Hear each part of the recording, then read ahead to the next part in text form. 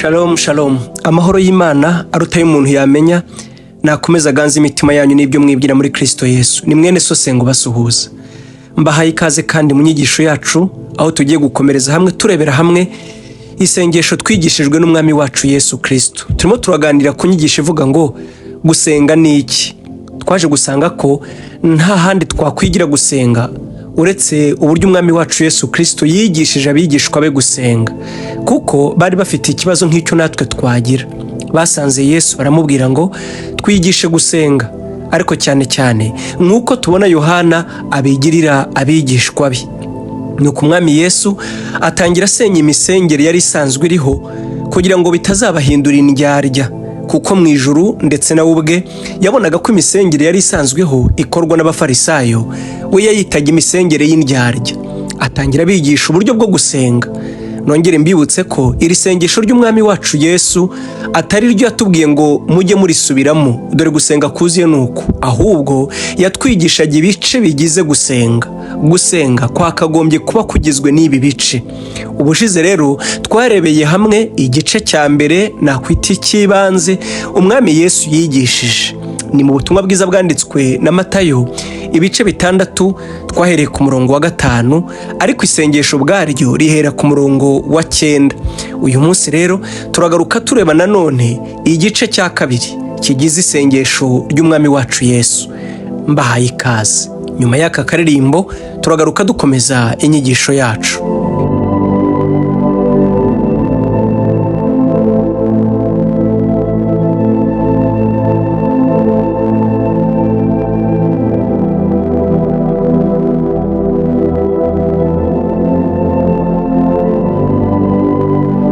Nkuko narindangije kubivuga, Matayo ibice 6 umurongo wa 9, umwami Yesu atangira kwigisha abigishwa be aragira ati: nuko musenge mutya muti, Data wa twese uri mu ijuru, izina ryawe ryubahwe.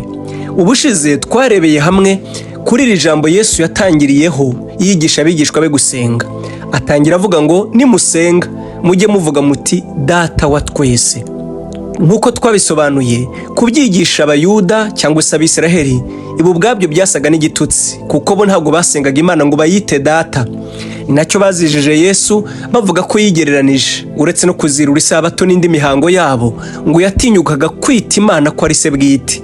Nakwigishaga n'abigishwa be yuko Imana ari Data.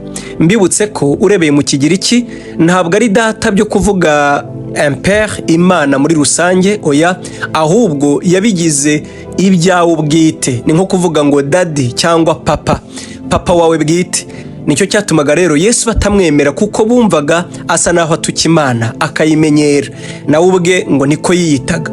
Nyuma y'ibyo rero nkuko twabibonye mu nyigisho yacu y'ubushize, uyu munsi turareba igice cya kabiri cy'isengesho Yesu yatwigishije, izina ryawe ryubahwe. Bavandimwe, mu mibanire yose y'Imana n'abantu, mbere ya byose Imana yabanzaga ikibwira abantu bayo ikabamenyesha iyiriyo. Ndibuka ubwo Imana yatumaga Mose ngo ajye gusanga abisiraheli abakure mu gihugu cya Egiputa. Ubwo yari imutumye, Mose nta kindi yagizeho nk'ikibazo, abaza Imana ati ese ningerayo nzabwira abisiraheli kurinde. Ibice rero 3 mu Kuva uhereye ku murongo wa 13, umutwe w'amagambo aravuga ngo Imana ibwira Mose izina ryayo. Umurongo wa 14, Imana irivuga ubwayo. Reka turebe uko Imana yivuga. Umurongo wa 13 haragira hati, Mose abaza Imana ati, ningera mu Bisiraheli nkababwira nti Imana basokuruza banyu yabantumyeho, bakambaza bati yitwa nde, nzabasubiza iki? Umurongo wa 14, Imana isubiza Mose iti, nduwo ndiwe, kandi iti abari kuzabwira Abisiraheli uti ndiho yabantumyeho. Abari kuzabwira Abisiraheli uti Uwiteka Imana basekuruza banyu, Imana ya Aburahamu, Imana ya Isaka, Imana ya Yakobo yabantumyeho. Iryo ni ryo zina ryanjye iteka ryose, urwo ni rwo rwibutso rwanjye ruzahoraho ibihe byose. Amen. Na Mose ubwe mbere yuko atangira gukorana n'Imana, mbere yuko yumvira Imana ngo agende, yibajije ku izina ry'Imana. Atese ningenda nabise ntibazabura kumbaza, bashobora kuba baraguye batakibuka iyo Mana, nzababwira ko witwa nde. Mu migire yose Imana abanyemo n'abantu byari ngombwa, kandi ni ngombwa yuko abantu babanza bakamenya ngo ese Imana yacu yitwa nde. Ariko kandi mbere yo kuvuga uko Imana yitwa, tubanze tugaruke ku gisobanuro cy'izina ubwaryo. Abanditse Isezerano Rishya baryanditse mu Kigiriki. Nangire mbibibutse, ntago benshi banditse Isezerano Rishya bakoresheje Igiheburayo, cyane cyane ko banditse mu gihe bari baratataniye hirya no hino, bagiye bakoresha ururimi rw'Ikigiriki, nirwo banditsemo Isezerano Rishya. Mu Isezerano Rishya rero Ikigiriki ntago bakoresheje ijambo onoma nko kuvuga izina, ahubwo bakoresheje ijambo prosompon. Prosompon bivuze personne, umuntu bwawo. Sinzi ijambo person uko twarivuga mu Kinyarwanda, ariko the person cyangwa se la personne cyangwa se prosompon aribyo bivuze mu Kigiriki izina, ariko kandi atari izina nkuko twavuga twebwe izina, ahubwo mu Kigiriki bagiye bakoresha iryo jambo nko kuvuga umuntu w'imbere. Nitujya gusobanura ijambo izina, biraza kuduha gusobanukirwa neza impamvu bo bakoresheje ijambo prosompon cyangwa se umuntu w'imbere cyangwa la personne, badakoresheje izina nka operation cyangwa se izina nko guhamagara kwa kundi bavuga ngo banyise nitwa kanaka, ahubwo bo bakoresheje la personne nko gusobanura imiterere y'umuntu w'imbere. Mu Kigiriki iyo bakoresha ijambo prosompon ntago baba bavuze gusa izina wiswe n'ababyeyi, izina abantu baguhaye, izina wahindura, oya, ahubwo baba basobanura imiterere ihura nawe neza, ikuranga ku buryo koko wowe by'ukuri abasobanuwe n'icyo tukwita.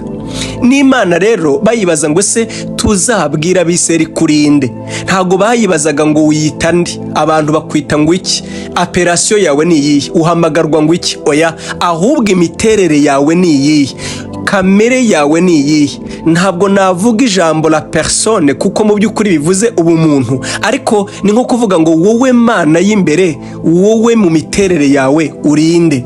Nayo rero igerageza gusubiza Mose, kuko tutagiye kwiga iri jambo Imana yabwiye Mose mu bice 3 umurongo wa 14 ngo nduwo ndiwe kandi ndi, ahubwo icyo tushaka kuvuga ni ukugira ngo dusobanukirwe ko iyo tugiye gusenga tugomba kubanza kumenya ngo Imana nindi. Kubw'ibyo niyo mpamvu Yesu yavuze ngo numara kumenya iriyo wubaha izina ryayo. Wibuka izina ntabwo ari ibyo tuyihamagara, ahubwo ni imiterere yayo. Ugomba kumenya ngo Imana iteye ite muri kamere, mu miterere, muri la personne y'Imana. Sinzi banabyivuga gutyo kuko amagambo yacu arakennye. Imana ni Imana, Imana si umuntu, ariko uko bimeze kose Imana ifite uko iteye nk'uko n'umuntu afite uko ateye. Rero iyo tuvuze ngo izina ryawe ryubahwe, ntabwo ari ukuvuga ngo nduwo ndiwe, ntabwo ari ukuvuga ngo Yahwe, si ikimana yavugaga, ahubwo Yahwe isobanuye neza yo uko iteye. Niba uvuze ko Imana ari Yehova, mu Kinyarwanda Yehova birasobanuye ngo ituma ibintu byose bibaho. Wakagombye kumenyera mu miterere yayo yuko Imana ari itera ibintu byose kubaho. Mu bundi buryo niyo muremyi w'ibintu byose, kandi yo yarivuze ngo n'uhoraho cyangwa se Uwiteka, ntigira itangiriro ntigira iherezo. Imana rero ni ngombwa ngo banze umenye izina, kuko ni mu izina dukura imbaraga. Mbibutse kandi ko mu Bisiraheli ndetse no mu Bagiriki izina rivuza imbaraga. Mu Isezerano Rishya aho bagiye bakora ubuhinduzi, navuga nko muri Bibiliya ijambo ry'Imana, ahanditse izina bakoresheje ububasha aho gukoresha ijambo izina. Niyo mpamvu Yesu Kristo yavuze ngo nizirukana abadayimoni mu izina ryanjye. Ntabwo yavugaga Yesu Yesu Yesu, kuko ibyo hari n'abafite izina rivuga Yesu.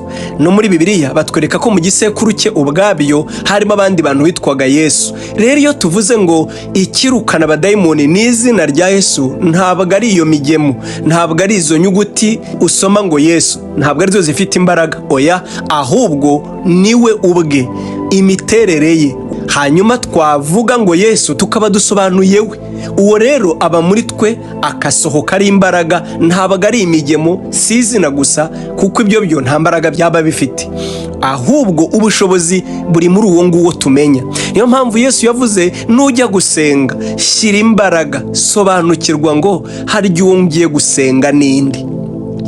Abisirayeli bigeze gukora ibyaha maze Imana irabarakarira ifata umwanzuro ko itazongera kugendana nabo. Iravuga ngo ni ukuri ngendanye namwe nabarimbura nta kabuza, kuko muri ubwoko butagonda ijosi. Ibi Imana yabivuze ubwo Abisirayeli bakuraga zahabu ku matwi yabo bakazihereza Aroni ngo azibakoreremo ibikigirwamana. Ni inkuru dusoma mu Kuva uhereye mu bice 30. Mose ngo yari yatinze ku musozi, barabwirana ngo ariko se uyu muntu wadukuye mu Egiputa ko atinze tuzabigira dute? Dukorera ikigirwamana, niyo mana yacu dushaka gusenga. Ngo Aroni ashukwa nabyo abakorera ikigirwamana. Imana rero niko gufata umwanzuro ngo sinzongera kugendera hagati muri mwe. Maze Mose abwira Uwiteka ngo nutagendera hagati muri twe ntudukure ino. Ubwo Imana rero yongeraga kwemerera Mose ko izagendana nabo, Mose yongeye kugira amahirwe yo kuyibaza no kuyibwira ngo noneho ndakwinginze nyereka mu maso hawe kandi umbwire izina ryawe. Mu bice 34 uhereye ku murongo wa 6 Imana ibwira Mose yivuga mu izina. Urebye iri zina Imana yabwiye Mose warifata nk'ikivugo, ariko mu by'ukuri mwibuke izina icyo bivuga. Ntabwo izina ari appellation, ntabwo ari uguhamagara, si ya migemo igize runaka, we witwa Claudine, nge nitwa Senga, undi yitwa Emmanuel cyangwa Bernard. Ntabwo ari icyo bivuga. Muri Bibiliya iyo bavuze izina baba bavuze imiterere y'ikintu gisobanura we uwo ari we by'ukuri. Reka turebe mu Kuva ibice 34 nk'uko nari mbivuze umurongo wa 6 uko Imana yivuze imbere ya Mose. Umurongo wa 6 haragira hati, duhere ku murongo wa 5, Uwiteka amanukira muri cya gicu ahagarara nayo nawe yivuga mu izina ko ari Uwiteka. Uwiteka anyura imbere ye arivuga ati, Uwiteka, Uwiteka, Imana y'ibambe n'imbabazi, itinda kurakara, ifite kugira neza kwishi n'umurava mwinshi, igumanira imbabazi ikageza ku buzukuru babo bibiha ibihumbi. Nguko uko Uwiteka yivuze. Ese iki ni ikivugo nk'uko abantu bivuga birata? Oya, Imana yarimo isobanura yo y'imbere uko iteye. Yarimo ibwira Mose ushaka ko igendana nabo, noneho reka nongere nkumenyesha uko nteye, nkumenyesha uwo ndiwe. Ntabwo ari kuvuga ngo uri Imana umpamagare, kuko ubundi ijambo Imana mu by'ukuri ubwabyo ni izina rusange, kuko Imana bivuze ngo igisengwa cyose. Ariko Imana dusenga kandi twikubita imbere tukaramya ifite irihe zina? Mu bundi buryo iteye ite, imeze ite, kamere yayo, imiterere yayo ni iyihe? Nicyo Yesu yatubwiraga rero, nimusenga mubanze mumenye isano mufitanye nayo. Twabivuzeho ubushize, ni Data. Iyo Mana ikomeye ihambaye uko twayivuga kose mumenye ko ari so, yarababyeyi bwa kabiri. Ariko izina ryayo ni irihe, imeze ite? Iryo zina niryo rizarema isano no kumenya uwo usenga no guhereza agaciro n'ibiro isengesho ryawe. Kuko nutamenya uwo usenga uwo ari we, izina rye, kamere ye, ntuzamenya ko afite imbaraga. Nk'uko nabivuze mu Isezerano Rishya muri Bibiliya ijambo ry'Imana bakora ubuhinduzi, cyane cyane muri Yohana ibice 17 ahari izina ho bakoresheje ijambo ububasha, kuko izina ubwaryo rifite ububasha. Niyo mpamvu Imana yavuze ngo ntukarahire izina ryanjye ubusa, ntukavuge izina ryanjye ngo urivugire ubusa, kandi ntukarikoreshe mu binyoma ngo urirahire, kuko izina ryanjye n'ububasha. Niko yabivuze ubwo yatangaga amategeko iyahereza Mose mu Kuva ibice 20 umurongo wa 7. Iravuga ngo ntukavugire izina ryanjye ubusa, kuko izina ry'Imana ubwaryo ni autorite, ni imbaraga. Nuguhamagarira Imana ubusa ntacyo rije gukora. Ni izina ry'ubutware. Abisirayeli bari babizi, iyo bajyaga kwandika ijambo Yahwe ariryo ryavugaga Imana, baryandikaga mu buryo ubona ko baryubahiriza mu buryo butangaje, ku buryo umutambyi cyangwa undi wese wandikaga iryo jambo Yahwe yabanzaga akandika inyuguti imwe, yarangiza agakaraba akongera akagarika akandika, kandi ntikozeho igitambaro, kuko izina ry'Imana bararyubahaga. Rero Imana inabuza abantu kurikoresha nabi. Igikomeye mu masengesho dusenga ni ukumenya izina ry'Imana. Niyo mpamvu Yesu yavuze nusenga ujye uvuga ngo izina ryawe ryubahwe. Ese irihe zina? Izina tugomba kubahiriza ry'Imana ni irihe?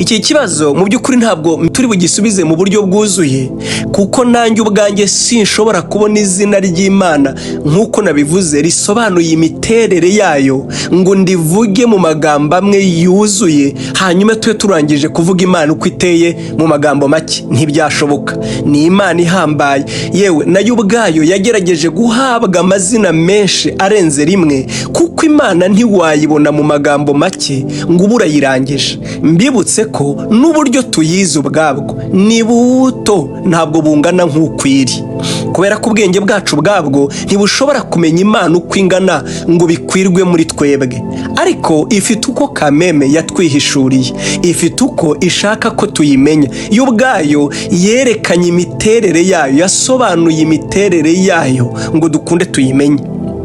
Mu isezerano rya kera Imana ifite uko yavuze izina ryayo, ivuga ko ari Yehova, niyo ituma ibintu byose bibaho, cyangwa se umuremyi. Nanone kandi yivuga ko ari uhoraho. Yagiye iryo jambo Yehova iryongeraho andi mazina menshi: Jehova Shalom, utuma byose bibaho, niwe soko y'amahoro. Utuma byose bibaho ni intwari mu ntambara. Utuma byose bibaho niwe utuma ibintu bibonwa, kuko bivuga ngo ni Yehova Yiri. Iryo zina ntabwo ryigeze rihinduka, ndetse no mu isezerano rishya Imana yakomeje kubituma ibintu byose bibaho, niyo Yehova. Ariko yo mu isezerano rishya Yesu ubwe avuga ko Imana yamuhaye izina ryayo. Munyumve neza, mu isezerano rya kera Imana abaye Yehova, ariko mu isezerano rishya Imana abaye Yehoshuwa. Ni ukuvuga iki? Utuma byose bibaho noneho ni umukiza. Nicyo Yesu ubundi bivuga. Tugaruye mu Giheburayo Yesu bivuze Yehoshuwa, naho mu Kinyarameya bikavuga ngo ni Yeshuwa.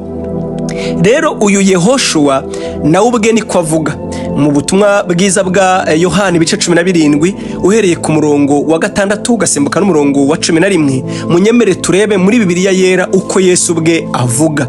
17 umurongo wa 6 haranditse ngo: abo wampaye mu isi mbamenyesheje izina ryawe, bari abawe urabampa, none dore bitondeye ijambo ryawe.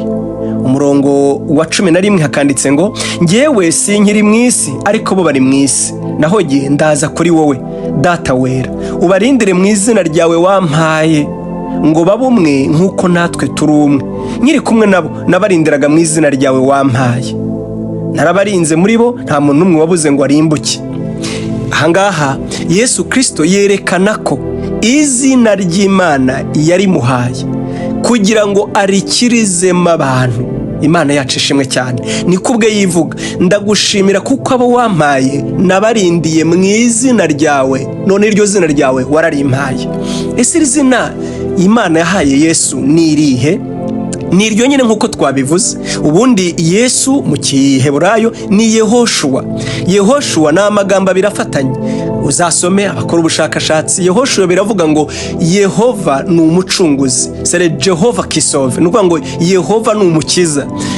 Kandi wibuke ijambo Yehova biravuze ngo utuma byose bibaho ni umukiza. Muri Yesaya 43 hasobanura neza ko Imana niyo yivuga ngo nta wundi mukiza ubaho uretse njye, ngo kandi nanjye ubwanjye simuzi, ngo nta nubwo nakwemera ko izina ryanjye rihabwa undi. Yesu ubwe rero asobanura ko ni Imana ubwe yatanze izina ryayo kugira ngo dukire. Munyemerere twongere tugaruke ku gisobanuro cy'izina ubwacyo nk'uko ryakoreshejwe mu isezerano rishya. Abanditse isezerano rishya bakoresheje ikigereki, bo rero ntago bakoresheje onoma byavugaga izina, ahubwo bakoresheje prosompon. Prosompon bivuze la personne, cyangwa se ahari izina bakoresheje la personne, nko kuvuga imiterere y'umuntu w'imbere nk'uko nabivuze. Ntago bakoreshaga izina nkaho ari ikintu bahaye umuntu gusa bakamusirnoma bakakimwitirira, ahubwo babaga basobanura neza ko icyo bavuze ari nako giteye. Yesu ubwe rero iryo jambo prosompon, teori yayo cyangwa se ubusobanuro bwabyo byavugaga visage cyangwa se face cyangwa se mask. Kubera iki mbigaruye? Nitutumva neza igisobanuro cy'izina bizatugora kumva izina dukwiye gusengeramo Imana, cyane cyane mu isezerano rishya.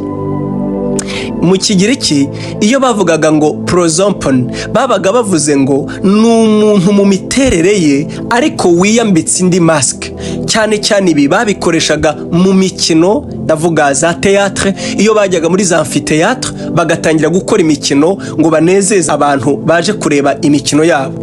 Iyo bagiraga muri théâtre rero wari umuco w'Abagiriki yuko umukinyi principal ibyo yakinaga yagombaga kubikina yambaye masque ku buryo utamenya neza uwo ari we muri visage y'imbere. Imigirire n'imikinire akaba ari we, ariko visage ye ikaba yerekana undi, ni ukuvuga ngo akaba ari masque. Ibi rero nibyo Yesu yavuze, aravuga ngo data wera waje mu mubiri wanjye, uza ukora ibyo ukora, werekana imiterere yawe. Mu mubiri wa Yesu Imana yari yuzuye, yakoze iby'ubumana. Ni nako Yohana yavuze, aravuga ngo twaramubonye mu gice cye cya mbere umurongo wa 14 ngo afite ubwiza nk'ubw'umwana w'ikinege wa se, yuzuye ubuntu n'ukuri. Kristo Yesu ababanye nawe abamubonye bahamyaga neza ko Imana iri muri we. Ndibuka ubwo Filipo yamubwiraga mu bice 14 umurongo wa 6 uhere ku murongo wa 5 ndetse aramubwira ngo twereke data wa twese biraba bihagije. Aramubwira ati Filipo, burya twabanye igihe cyose ukaba utaramenya, umbonye ababonye data. Nkuko izina rye cyangwa se prosompon aribyo twavuze la personne, mu by'ukuri imiterere ya Yesu mu mubiri we yari Imana ubwayo, ariko ifite masque yitwa umubiri wa Yesu. Niyo mpamvu Paulo yavuze niwe shusho y'Imana itagaragara. Yesu Kristo mu mubiri, Imana muri kamere yayo twarayibonye, Imana itaboneka muri kamere yayo twayiboneye muri Kristo Yesu, ariko yari yambaye masque yitwa umubiri wa Yesu. Niyo mpamvu bakoresheje izina prosompon, bivuze la personne, kamere y'Imana iri muri Kristo Yesu. Bavandimwe, izina twahawe dukwiriye gukirizwamo, izina twahawe nako Paulo yavuze ngo nimugire icyo musaba cyose ngo mubisabe mu izina rya Yesu. Ni ukuvuga mubisabe mu miterere, muri kamere, mu migirire y'Imana yagaragaje muri Kristo Yesu. Ibyo tubivuze si uguhindura ubusa Imana, ahubwo Imana yuzuriye muri Yesu. Ibuka uko Petero yavuze, aravuga ngo munsi y'ijuru nta rindi zina twahawe abantu bakwiriye gukirizwamo uretse izina rya Yesu. Nituvuga izina rero mwibuke ntabwo ari izo nyuguti ya e sa na u, oya, ahubwo ibyo tugomba kumenya ngo ibyo ni appellation n'abandi baryitwa. Hari n'uwo nzi w'inshuti yanjye yitwa Jesus. Ese ni igitutsi? Mu gihugu cya Espagne ho abana babo benshi bakunda kubita ba Jesus. Ntabwo ari igitutsi, Jesus Navas n'abandi, ahubwo icyo bavuga we ni imiterere ye, ni kamere ye, ni imimerere ye. Ateye ate? Ni umunyembabazi, niwe kwera kose kw'Imana, niwe kuzura kw'Imana mu buryo bw'umubiri. Muri we twabonye imbabazi no gukira, muri we Imana yaduhaye agakiza ndetse agakiza kiteka. Inshuti yanjye, wongere wibuke, niba ukeneye gusenga Imana neza, mbere ya byose mufitanye isano, ni data wa twese. Ese uwo data ateye ate? Umumenyera mu izina rye. Izina rye ni irihe? Nkuko twabivuze mu isezerano rishya yaduhishuriye izina, ni umukiza, ni Yehoshua, ni umutabazi, akirisha imbabazi, akirisha ubuntu, nta mujinya agumana iteka. Abamwizera bose muri we ababyara ubwa kabiri. Ni muri iryo zina ukwiye kuryiga ukarisobanukirwa, kuko muri ryo niho hari agakiza, niho hahisha ubutunzi bwose bw'ubwenge no kumenya. Nkuko Paulo yabyandikiye Abakolosayi ibice 2 umurongo wa 3, aravuga ngo rega muri we ni mu bwenge bwose no kumenya byahishwe. Nibura uzaba umenya Imana nk'uko ishaka kuyimenya, kuko hari uko yibwiye Mose, ndetse uko yamwibwiye niko Imana yashakaga ko abiseri babana nayo. Iyo miterere n'iyo mimerere y'Imana niyo yashingiweho igirana isezerano nabo. Nayo mpamvu yabwiye Mose ngo iri niryo zina ryanjye iteka ryose. Iryo zina ryayo yavuze nuko ari Imana y'isezerano. Yarirangije kuvuga ngo ndi Imana ya sogokuruza Aburahamu, ndi Imana ya sogokuruza Isaka, ndi n'Imana ya sogokuruza Yakobo. Ngo iryo niryo zina ryanjye iteka. Ni ukuvuga iki? Nuko ari Imana y'isezerano. Iyo tuvuze Imana ya Aburahamu ni Imana y'isezerano. Natwe yagiranye natwe isezerano, isezerano ryitwa isezerano rishya muri Kristo Yesu. Iryo niryo zina ryayo iteka, ni Imana y'isezerano. Ariko irihe sezerano? Dore isezerano yasezeranye natwe ni iry'imbabazi z'iteka ryose, ndetse ndetse no kuduhindura abana bayo. Niba ukeneye kumenya Imana, banza uyimenyere mu izina, nunayisenga mu buryo biyikora ku mutima, uburyo ishaka ko tuyisenga ni ukumenya izina ryayo. Inshuti zanjye, reka dusoreze ahangaha, ariko nagira mbabwire nta rindi zina twahawe dukwiriye gukirizwamo uretse izina rya Yesu. Ibi nibyo bidusobanurira neza impamvu Yesu ubwe anasengera isengesho mu Kigiriki bakoresheje ijambo prosompon, bivuze ngo izina ryawe. Ntago bavuze ijambo onoma nko kuvuga izina lono oya, ahubwo yabigaruye muri kamere y'Imana. Kamere y'Imana ibonekera muri Kristo Yesu mu buryo bwuzuye kandi bwo kudukiza. Numenya Yesu, numenya izina rye neza, uzasenga Imana ku buryo nawe ubwawe bizaguha ubushobozi, kuko yaravuze ngo ni mu izina rye dufite gutegeka abadayimoni, kuko izina rya Yesu ryashizwe hejuru y'ayandi mazina yose, nk'uko Paulo yabyandikiye Abefeso igice cya mbere uhereye ku murongo wa 22. Paulo yaravuze ngo yabaye umutwe maze itorero rye rimubera umubiri. Izina rye ryashizwe hejuru y'indi zina ryose, ubutware bwe bwashizwe hejuru y'ubundi butware bwose, ubushobozi bwe buri hejuru y'ubundi bushobozi bwose, nk'uko Paulo yabyandikiye Abafilipi ibice 2 aravuga ngo kugira ngo amavi yose apfukame avuge ko Yesu Kristo ari Uwiteka. Imana yacu yatwiyerekeye muri we, nk'uko nabisobanuye. Ubanze umenye icyo bivuga prosompon. Prosompon ni ukwambara maske ku buryo umuntu atamenya ngo akurebe mu maso, ariko imiterere n'imigirire ari wowe. Ni byakoreshwaga mu bakinnyi bakinaga za théâtre. Nongere mbisubiremo, j'insiste kugira ngo ubyumve neza. Icyatumye banditse isezerano rishya badakoresha izina nka lono, bagakoresha la personne prosompon, kugira ngo basobanure neza Yesu wari we. Nuko Imana yaje mu mubiri wa Yesu, ikora ibyo igomba gukora muri kamere yayo, ariko yambaye maske y'umubiri wa Yesu. Ni ikizina cye rivuze. Imana ibaha umugisha. Reka dusenge.